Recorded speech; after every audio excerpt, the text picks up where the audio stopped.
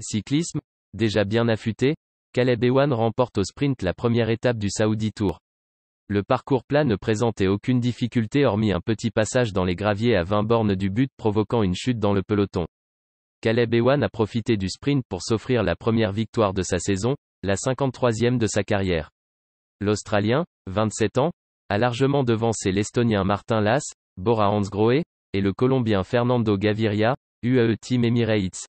Jasper De Buist, Lotto Soudal, est 4e et Simon Deher, Alpecin Phoenix, 2e belge à l'arrivée, prend la 7e place.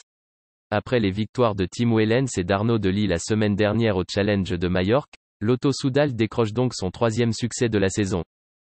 La deuxième étape sera un peu plus relevée avec un parcours de 163,9 km entre Taiba University et Abu Raqqa et une arrivée en montée. Il s'agit de la deuxième édition du Saudi Tour. L'an passé, la course n'avait pu avoir lieu. En 2020, l'Allemand Phil Bauhaus s'était imposé. Il est absent cette fois.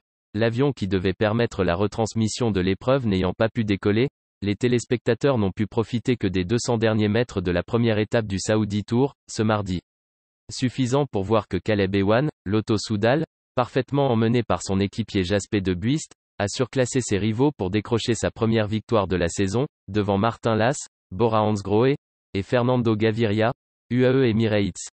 Animé par 3 fuyards finalement repris à l'approche du final, l'étape du jour comportait une section gravel à 20 km de l'arrivée, sur laquelle a notamment chuté l'un des favoris de la course, Andrea Bajoli, Quick-Step Alpha Vinyl.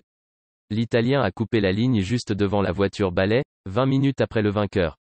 Mercredi, la deuxième étape mènera le peloton jusqu'à Abu Raqqa, où les sprinteurs devraient encore être à la fête.